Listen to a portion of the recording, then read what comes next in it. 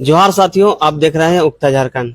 आज हम हजारीबाग से चलकर झारखंड के जहां से झारखंड की राजनीति की शुरुआत होती है, सिमडेगा जिला पहुंचे हुए हैं। आज हमारे साथ में खास मेहमान हैं, ये झारखंड पार्टी के केंद्रीय अध्यक्ष जो पूर्व में झारखंड की जो सरकार थी उसमें मंत्री भी रह चुके हैं और झारखंड का प्रतिनिधित्व कर चुके हैं। झारखंड के विकास की गाथा लिखने में इनका एक अहम योगदान रहा है और झारखंड पार्टी के ये अभी केंद्रीय अध्यक्ष हैं। आज हम इनसे बात करेंगे कि झारखंड की जो राजनीतिक स्थिति है और परिस्थिति है क्या कुछ है, और लोकसभा चुनाव लड़ने को लेकर झारखंड पार्टी की क्या कुछ तैयारियां हैं, इसको लेकर हम आज इनसे बात करेंगे और इनसे रूबरू होंगे।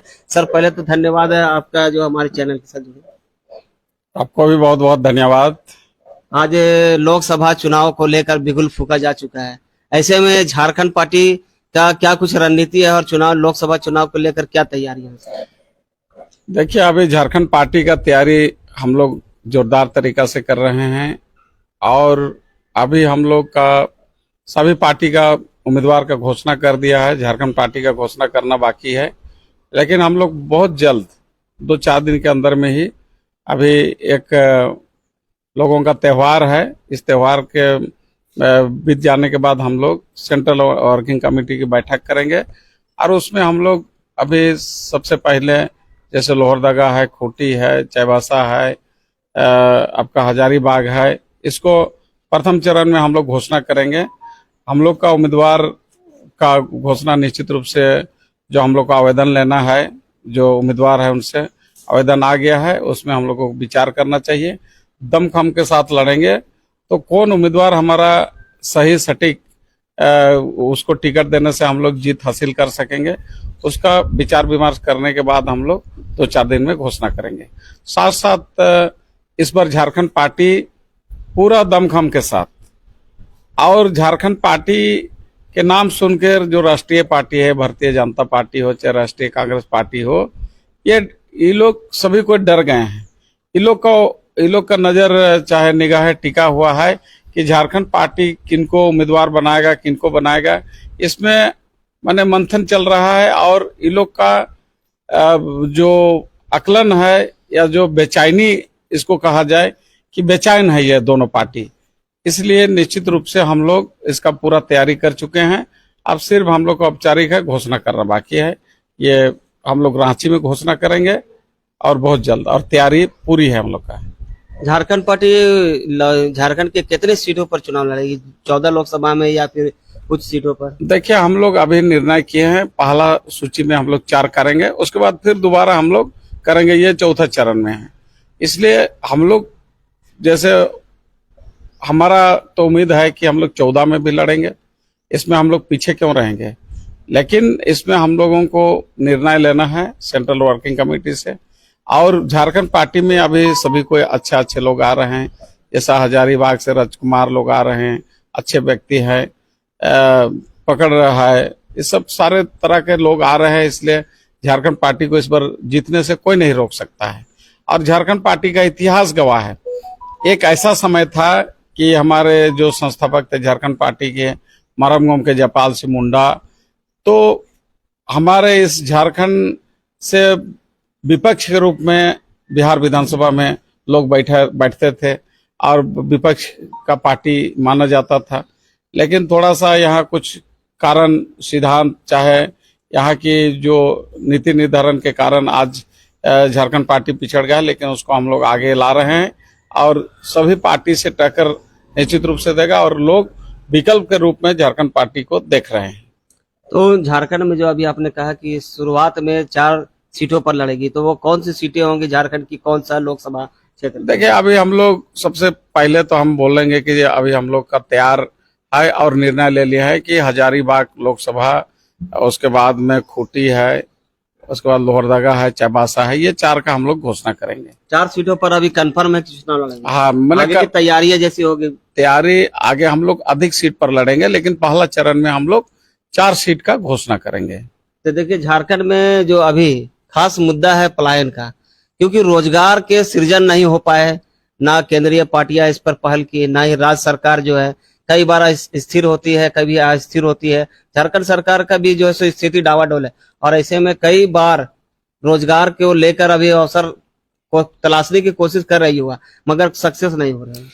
देखिए, अभी रोजगार को मैंने जो यहाँ की मेन मुद्दा है पलायन, यहाँ रोजगार की कमी है।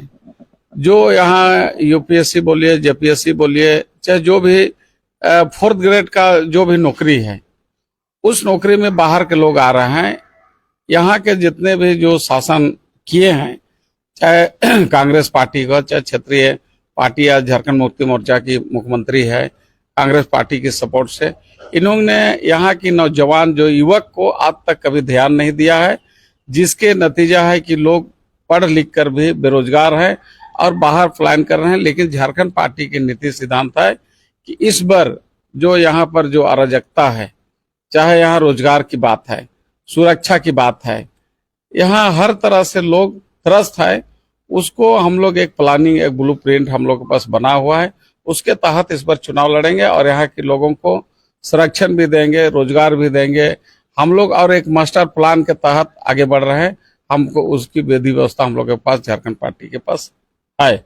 अभी रोजगार के लेकर कुछ पहल की गई, मगर वो भी असफल साबित हुई। सीजीएल पेपर लीक मामला आया, जेपीएससी पेपर लीक मामला आया।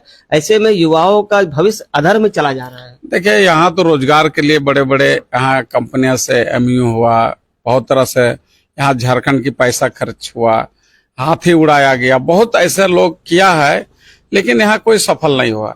जब तक झारखंड पार्टी नहीं आता है सत्ता में, तब तक ऐसे होते रहेगा। इसलिए लोग इस बार हमारे झारखंड पार्टी को विकल्प के रूप में, चाहे लोहरदगा हो, खूंटी हो, चाहे बसा हो, चाहे हजारीबाग है, उसको विकल्प के रूप में लोग देख रहा है।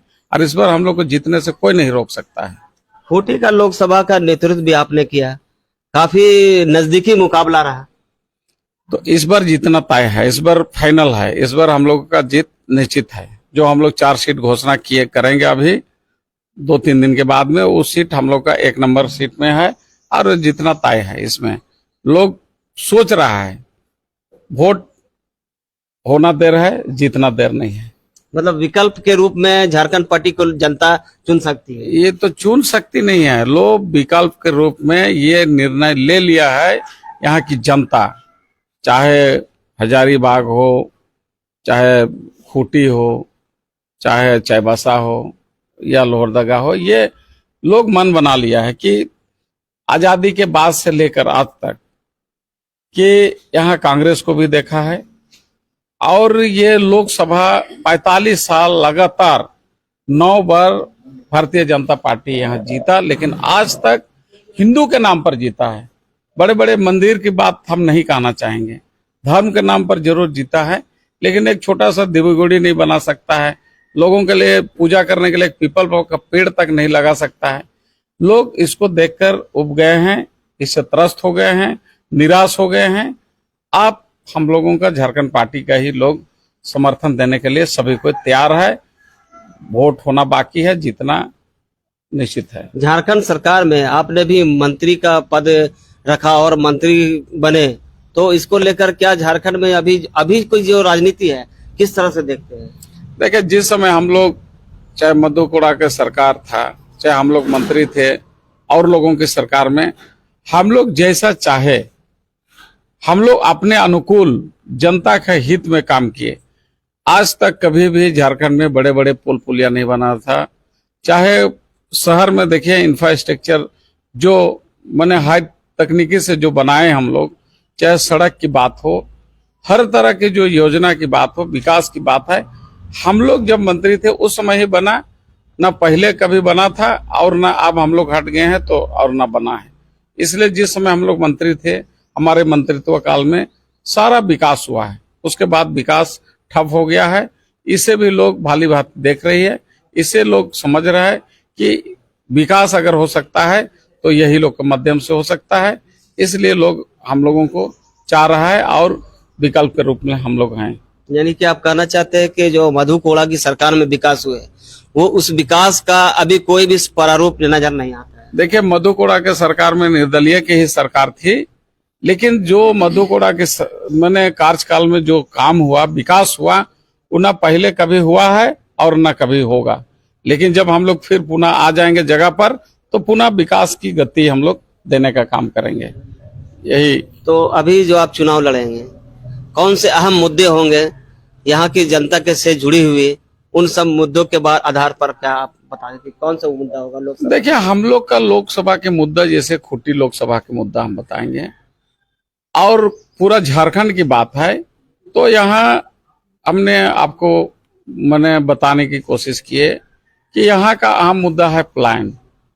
यहाँ शिक्षा अधूरा है, यहाँ स्वास्थ्य का भी अधूरा है, यहाँ कोई मेडिकल कॉलेज नहीं है, पॉलिटेक्निकल कॉलेज नहीं है, यहाँ पर कोई ऐसा एजुकेशन का कोई ऐसा चीज नहीं है। जो यहाँ झारखंड के जो हमारे बच्चे हैं ये बाहर पढ़ने जा रहे हैं, एजुकेशन में सब बाहर जा रहा है। जो यहाँ का पैसा लोग बहुत मेहनत से कमा रहे हैं, नौकरी के माध्यम से कमा रहे हैं, चाहे बिजनेस के माध्यम से, ये पैसा यहाँ फ्लो करना चाहिए, लेकिन ये पैसा यहीं नहीं रह रहा है, ये कोई अन्य राज्य में चल जा रहा है। ये सभी चीज झारखंड के लिए बहुत क्षति हो रहा है।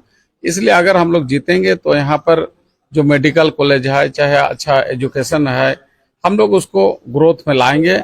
और जो यहाँ की प्लान की बात है, शिक्षित बेरोजगार, उसको हम लोग रोजगार देने की काम करेंगे। हम लोग का यही एजेंडा है। आज बिजली देखिए, बिजली उत्पादन यहाँ हम लोग झारखंड में होता है, कोयला यहाँ पर होता है, लेकिन कोयला का डिपो कहाँ है? कलकत्ता में है। यहाँ बिजली उत्पादन होता है, कहाँ जाता है? कलकत्ता से वितरण होता है। तारा मैंने हर तरह की समस्या से लोग यहाँ पर घिरे हुए हैं, तो उसको निजात दिलाना झारखंड पार्टी का एक मात्र सोच है, और दूसरा किसी का ना सोच है। ये बीजेपी का भी वही सोच है कि अपना पॉकेट भरना, कांग्रेस का भी सोच है वही पॉकेट भरना। हेमंत सरकार का जो नतीजा देख रहे हैं कि आज भ्रष्टाचार में लिप्त है, आज जिसके कारण से आज जेल में की सलाखों पे पीछे मनी लॉन्ड्रिंग से जोड़कर आपको भी देखा गया इसमें। देखिए, ये मनी लॉन्ड्रिंग का तो है, हमको तो ये द्वेष में फंसाया गया था, षड्यंत्र राज कर फंसा गया था इन लोगों के द्वारा। हाँ, ये देखिए, कांग्रेस और बीजेपी, कांग्रेस बीजेपी जेएमएम, ये लोग फंसाया था कि लोग यहाँ क्षेत्रीय पार्टी को बर्दाश्त नहीं करना चाहता है, देखना पसंद नहीं करता है। इतिहास गवाह है, झारखंड पार्टी जब जब बढ़ने का काम किया है, तब तब राष्ट्रीय कांग्रेस पार्टी उसको दबाने का काम किया है, कुचलने का काम किया है। हमारे झारखंड पार्टी के संस्थापक मरमगम के जयपाल सिंह मुंडा को भी उन्होंने डरा धमका कर जेल में डालने का हर तरह का षड्यंत्र रच कर, आरोप गाठित करके, उसको भय दिखाकर उसको भी कांग्रेस में डाला, कांग्रेस पार्टी में ज्वाइन कराया। सुशील कुमार झारखंड पार्टी के यहाँ मंत्री थे और बहुत पढ़े लिखे विद्वान आदमी थे, झारखंड पार्टी के विधायक कोलबीरा के थे, उसको भी कांग्रेस ने भय दिखाकर उसको भी क्या किया, उसको भी कांग्रेस पार्टी ज्वाइन कराया। जब हम कांग्रेस पार्टी में, हमको भी ऑफर दिया कि अकेले विधायक क्या करोगे, इसलिए कांग्रेस में शामिल हो जाओ, हमने शामिल नहीं हुआ तो मुझे जेल में डालने का, हमको जेल का भय दिखाया, अगर तुम नहीं सुनोगे तो जेल में डालेंगे। हमने नहीं सुना तो हमको जेल में डालने का काम किया। और जो मेरे लिए जो मनी लॉन्ड्रिंग का केस में एक नया एक्ट संशोधन करके एक्ट बनाया गया, आज सिर्फ मेरे लिए, आज पूरा भारत देश में केस नंबर ईडी का केस नंबर 1 है मेरा।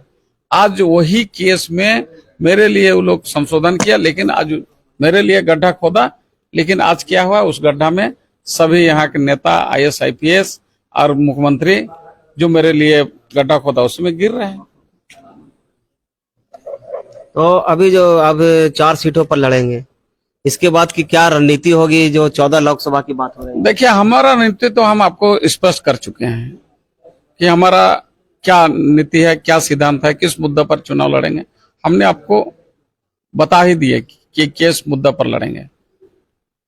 तो ये थे झारखंड पार्टी के केंद्रीय अध्यक्ष, जो पूर्व में झारखंड सरकार में मंत्री रहे और कोलीबिरा विधानसभा से नेतृत्व किया, यहाँ के विधानसभा का नेतृत्व किया, साथ ही खूंटी लोकसभा से भी इन्होंने लोकसभा का चुनाव लड़ा और करीबी मुकाबला रहा। और इन्होंने बताया कि अभी झारखंड में फिलहाल झारखंड पार्टी 4 सीटों पर लोकसभा का चुनाव लड़ेगी और आगे भी 14 लोकसभा सीटों पर लड़ने को लेकर केंद्रीय चुनाव समिति में चर्चा होगी और इसको लेकर आगे की रणनीति तय की जाएगी। अभी फिलहाल हम लोग केंद्रीय अध्यक्ष जो है झारखंड पार्टी के एनोस एक्का के आवास यहाँ सिमडेगा पहुंचे हुए हैं और इनसे हमने जाना कि अभी की जो राजनीतिक स्थिति है उसमें झारखंड पार्टी अपने आप को झारखंड के लोकसभा चुनाव में किस तरह से रिप्रेजेंट कर रही है और किस तरह से अभी लोकसभा का चुनाव लड़ेगी। तो इसी तरह से हमारे चैनल के साथ जुड़े रहें और देखते रहें उत्तर झारखंड।